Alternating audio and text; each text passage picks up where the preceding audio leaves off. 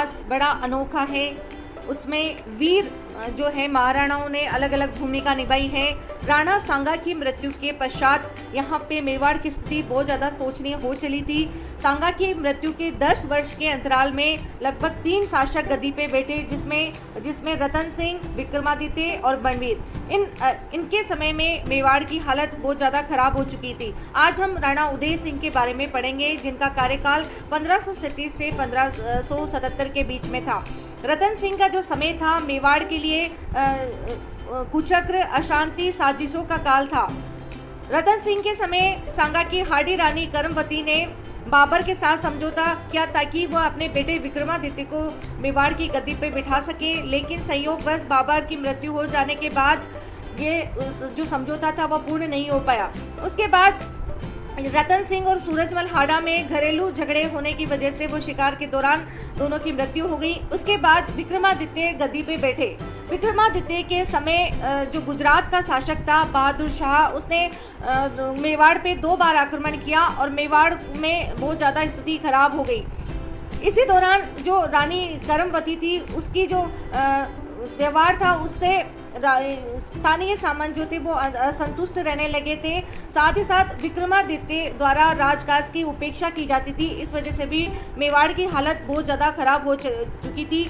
इस सारी परिस्थितियों का लाभ उठाकर इधर गुजरात के जब बहादुर शाह ने मेवाड़ पर आक्रमण कर दिया, उस दौरान जो करमवती के दोनों बेटे थे वो अपने ननिहाल में थे, बूंदी में, उदय सिंह और विक्रमादित्य। और तब बनवीर जो राणा सांगा के भाई पृथ्वीराज के औरस पुत्र थे, उन्होंने कुछ जो सामंत थे उनको अपनी ओर मिलाकर विक्रमादित्य को मरवा दिया और गद्दी पर बैठ गया। साथ ही साथ इससे भी उसकी महत्वाकांक्षाएं पूरी नहीं हुई। वह जो है मेवाड़ का राणा बन गया, लेकिन वह उदय सिंह को भी हत्या करना चाहता था ताकि आगे जाके जो मेवाड़ की गद्दी के जो प्रश्न है वो नहीं खड़ा हो। लेकिन बनवीर विक्रमादित्य के भाई को नहीं मार पाया, क्योंकि यहाँ के जो राजपूत शासक थे उन्होंने पन्नाधाई के सहयोग से उदय सिंह को बचा लिया और वह चित्तौड़ के किले से रातों रात पन्नाधाई के द्वारा और कुछ विश्वसनीय राजपूत सरदारों के द्वारा वह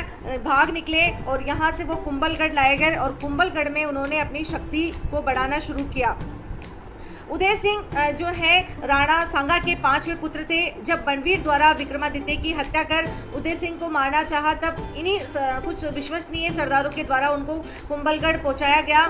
अकुलीन होने से बनवीर से स्वाभिमानी जो मेवाड़ी सरदार थे वो घृणा करते थे। साथ ही साथ जब कुंभलगढ़ उदय सिंह पहुंच गए तो प्रमुख सामंत जैसे कोठारिया, केलवा, बागोर आदि के ठिकानों के जागीरदारों ने मिलकर उदय सिंह को गद्दी पर बिठाया। उदय सिंह का विवाह सोनगरा अखेराज की पुत्री से होने से उनके समर्थकों की संख्या भी बहुत ज़्यादा बढ़ गई। कई राठौड़ सरदारों का भी उसे सहयोग मिल गया और अवसर पाकर उदय सिंह ने बनवीर पर आक्रमण कर दिया और 1540 में उदय सिंह पूरे पैतृक राज्य मेवाड़ के स्वामी बने।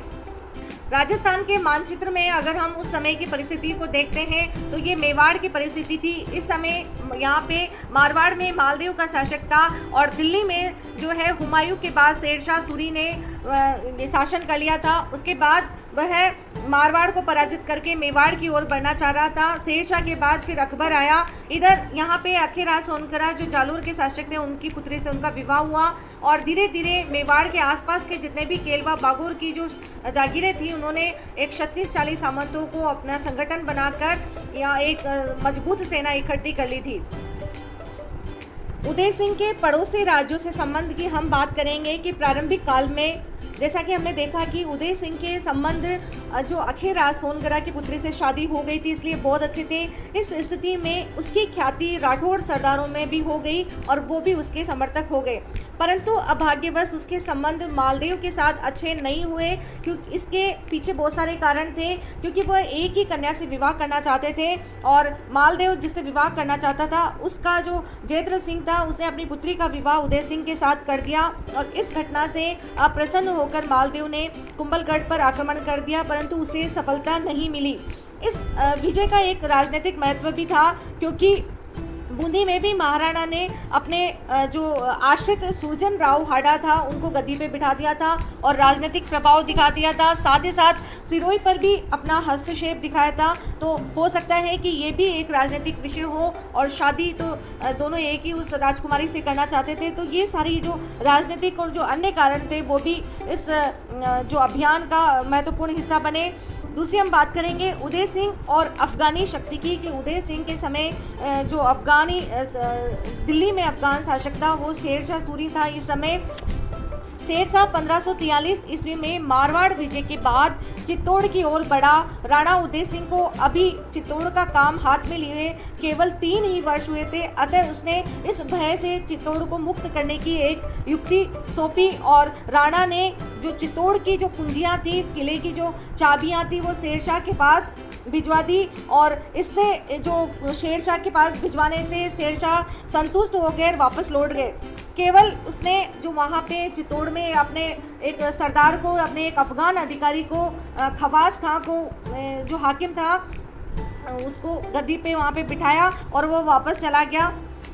कुछ इतिहासकारों के द्वारा इस जो मनोवृत्ति है उसकी यहाँ पे आलोचना की जाती है कि उस समय आगे बढ़कर चित्तौड़ की चाबी देना एक घृणित कार्य था, लेकिन इसके पीछे उस समय के नया चित्तौड़ का स्वामी बना ही था, तो उस समय अपनी जनता की रक्षा करना उसका प्रथम कर्तव्य था।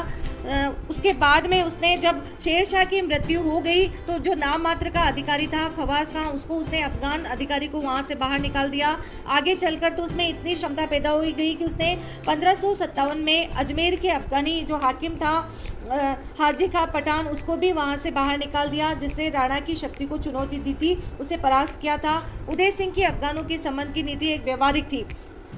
उदय सिंह की नई सैनिक नीति जो वैसे तो उदय सिंह ने शेरशाह की बढ़ती हुई शक्ति से मेवाड़ को बचा लिया था और वह धीरे धीरे नाममात्र के अफगानी प्रभाव को भी चित्तौड़ से समाप्त कर दिया था, परंतु इस स्थिति ने उसे अपनी नई सैनिक नीति को अवलंबित करने के लिए सजग कर दिया। वह समझ गया था कि जब बारूद का प्रयोग मुगलों की युद्ध प्रणाली का प्रमुख अंग बन गया है तो प्राचीन सुरक्षा के जो साधन हैं जिनमें किले मुख्य थे उसकी तुलना में नगण्य हैं।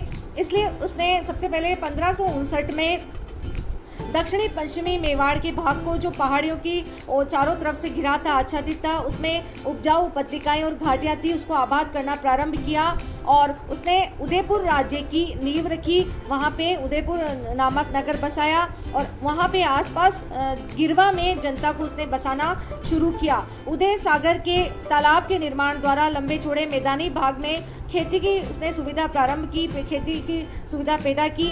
हर कौम के लोगों को उसने वहाँ पे जैसे दस्तकार, काश्तकार, व्यापारी आदि सम्मिलित थे, उनको आसपास बुलाकर गिरवा के इलाके में उसने उसको बसाया, उसे नई भूमि दी। इस प्रयोग से उसने मेवाड़ के जो चित्तौड़ के आक्रमण से प्रजा की रक्षा कर ली। ये नई बसाई गई भूमि प्राकृतिक रूप से पहाड़ी अवलियों से सुरक्षित थी, जहां भारी बारूद की तोपें और घुड़सवारों के जत्थे आसानी से विध्वंस कार्य के लिए उपयोगी नहीं हो सकते थे। इस प्रकार की जनोपयोगी नीति उदय सिंह की सैनिक नीति का एक अंग थी, जिसका उसने प्रथम बार परीक्षण कर एक नई पद्धति को जन्म दिया था। यह नीति परंपरा से चली आने वाली जो नीति थी उससे थोड़ी सी भिन्न थी। इस नवीन नीति से उदय सिंह ने अपने राज्य की व्यवस्था में तथा जनजीवन में स्थिरता ला दी। इसी प्रयोग से दक्षिण पश्चिमी मेवाड़ के भूभाग को वह अपने सीधे अधिकार में भी ला सका। इस भाग के अर्ध स्वतंत्र जो सामंत थे, जिसमें ये जूड़ा, ओगना, पारनरवा आदि मुख्य थे, उनको दबाकर उसने अपने राज्य का विस्तार भी किया।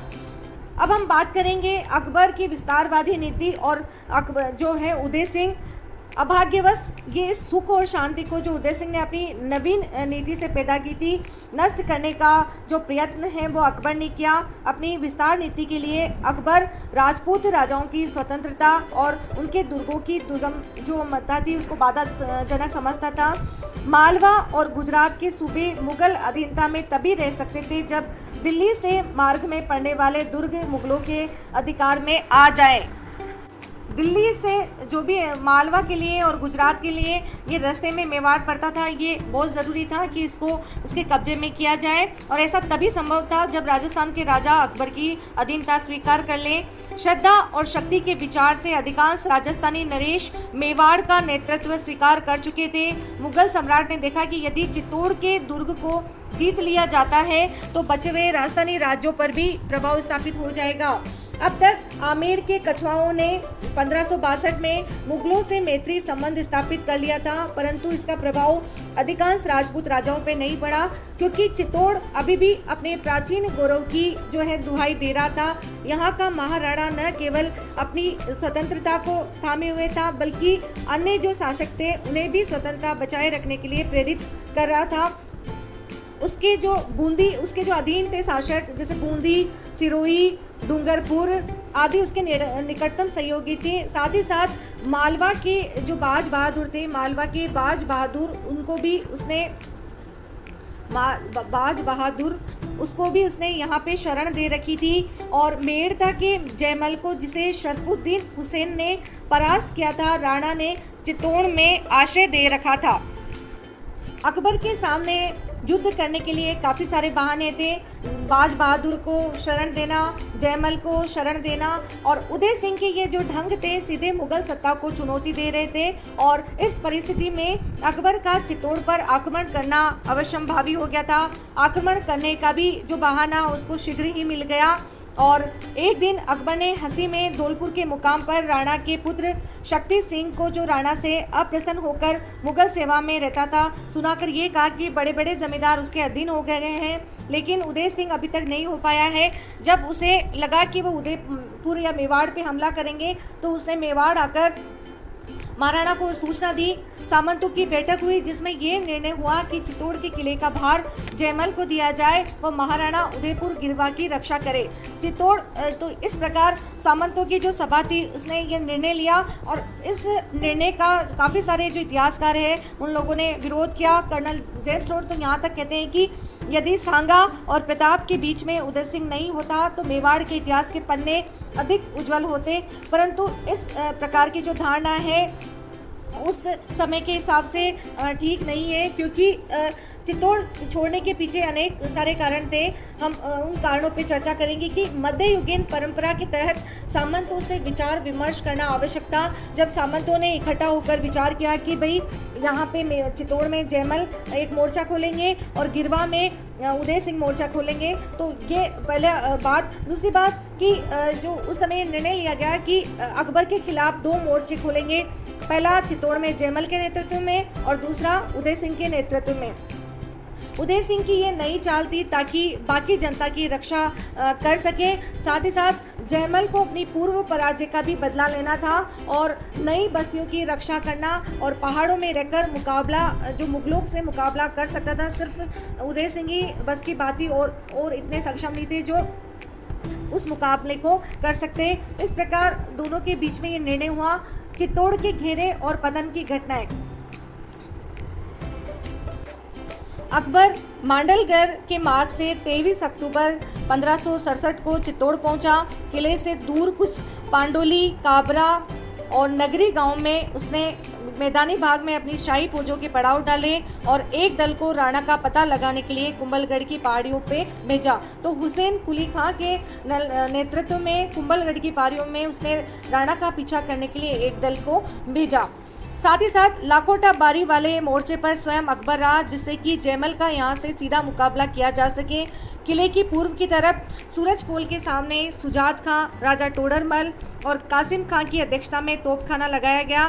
तीसरे मोर्चे पर जो किले के दक्षिण में चित्तौड़ी बुर्ग के सामने था, अब्दुल मजीद, आसिफ खां आदि को रखा गया। तीनों ओर से साबुतों को किले के निकट ले जाया जाता था और भारी सुरंगों और बारूदों को उसमें लगाया गया। इन सुरंगों ने दोनों ओर से बुर्जों को बड़ी क्षति पहुंचाई और दोनों पक्षों के सैनिक भी हताहत हुए, परंतु राजपूत शीघ्र ही उसको दुरुस्त करवा लेते थे तथा तेल से भीगे हुए कपड़ों को जलाकर या पत्थर के गोलों को लुढ़काकर शत्रुओं को भीतर घुसने से रोकते थे। एक दिन रात को दीवार की मरम्मत करते हुए जयमल अकबर की जो संग्राम बंदूक थी उससे घायल हो गए। और उसके बाद जो महल में सन्नाटा छा गया। थोड़े देर में किले के भीतर से चारों ओर से जोहर करने के लिए जो रस्म अदा की जाने लगी, आग की लपटें उड़ने लगी और यह पक्का हो गया कि अंदर जोहर हो रहा है। और जो बाकी के सभी योद्धा हैं केसरिया बाना पहनकर शत्रु पर मुकाबला करने के लिए उन्होंने किले के फाटक खोल दिए और वो किले से निकल गए। दोनों के बीच में भीषण युद्ध हुआ। 25 फरवरी 1568 को किले पर अकबर का पूर्ण अधिकार हो गया। सम्राट जयमल और पत्ता की वीरता से इतना मुक्त हुआ कि उसने आगरा के किले के द्वार पर इन दोनों वीरों की पाषाण मूर्तियां तक लगवा दी। चित्तौड़ पतन के कारणों पर चर्चा करें तो राजपूतों के पास, उदय सिंह जी के पास अच्छे हथियारों का अभाव था, साधनों की कमी थी, सैनिकों की संख्या में कमी थी। अकबर के मुकाबले उनकी सैनिकों की संख्या बहुत कम थी। लंबे समय तक किले का घेरा डला हुआ था, जिससे रसद थी, खाने की आपूर्ति थी, उससे आने वाला जो मार्ग था वह अवरुद्ध हो गया था। इस वजह से भी वहाँ से जो सेना है उसको पूरा प्रॉपर खाना नहीं पहुँच पाया। अकबर का उत्कृष्ट नेतृत्व और साबातों, सुरंगों और साबातों की उत्तम व्यवस्था, तोपखाने की उत्तम व्यवस्था और इन्हीं वजह से जो उदय सिंह की जो सेना है उनका मुकाबला नहीं कर पाई। महाराणा का देहांत, चित्तौड़ पतन के घटना के बाद महाराणा अधिक समय तक जीवित नहीं रह सके। संभवतः उसे अपने हाथ से चित्तौड़ निकल जाने तथा जन और धन की हानि का बड़ा दुख हुआ। जब वह कुंभलगढ़ से वहाँ बहुधा रहते थे, गोगुंदा आए तो दशहरे के बाद बीमार पड़े और वहीं पे 28 फरवरी 1572 में उनका देहांत हो गया। उदय सिंह का जो व्यक्तित्व था उनकी अगर हम चर्चा करते हैं तो यदि उनके चरित्र और नीति का सही मूल्यांकन किया जाए तो उसमें साहस, धैर्य, अग्रबुद्धि आदि विरोचित गुणों की कोई कमी नहीं दिखाई देती। उसने अपने जीवन काल में लड़े जाने वाले युद्धों में अधिकांश में विजय प्राप्त की थी। जैसा कि हमने ऊपर देखा, वह निर्बल राजाओं और सामंतों को ऊपर उठाने का प्रयत्न करता था और अपने समकक्ष राजाओं को अपनी शक्ति से प्रभावित रखता था। यह शक्ति संतुलन की नीति उसकी कूटनीतिता की पुष्टि करती है। अफगानों को समय समय पर दबाना और परिस्थिति के अनुकूल उनको प्रसन्न रखने की उसने जो नीति अपनाई थी उसका एक व्यवहारिक पक्ष था। अकबर जैसे महान शत्रु को भी उसने दूर दूर 2 मोर्चे खोलकर काफ़ी परेशान किया। चित्तौड़ लेने के बाद मुगल उदय सिंह का पहाड़ी स्थानों पर कुछ नहीं बिगाड़ सके। इस नवीन सैनिक नीति का एक स्वतंत्र महत्व था। मुगल भी अब समझ चुके थे कि सिसोदिया के हाथ के चित्तौड़ जैसे अभेद दुर्ग के निकल जाने पर उनकी शक्ति पूर्ण रूप से क्षीण नहीं की जा सकती। उसके उत्तराधिकारियों के लिए तो उदय सिंह ने अपनी नव सैनिक नीति को एक विरासत के रूप में छोड़ा जो उसकी महान देन थी। उसने उदय सागर के तालाब, मोती मगरी के महल एवं गिरवा के गांवों को बसाकर निर्माण कार्य में अपनी रुचि प्रकट की थी। इन सभी विशेषताओं के होते हुए भी उदय सिंह युग के प्रचलित सामाजिक दोषों से ऊपर नहीं उठ सके। हाजी खान से रंगराय पातर के लिए झगड़ा मोल लेकर उसने विलासप्रिय होने का परिचय दिया। राणा सांगा की भांति उसने भी महारानी भटियानी के दबाव में आकर जगमाल को, जो राज्य का उत्तराधिकारी नहीं था, अपना उत्तराधिकारी बनाने का प्रयत्न किया, जो उसकी अदूरदर्शिता को परिचित करता है, उसको व्यक्त करता है और आगे जाके फिर वापस उत्तराधिकार संघर्ष छिड़ गया। तो ये जो सारा और इन्हीं समस्त उत्तराधिकार संघर्ष की वजह से मेवाड़ में हमेशा संकट पड़ता रहा। आगे की वीडियो में हम महाराणा प्रताप के बारे में पढ़ेंगे। तब तक के लिए नमस्कार।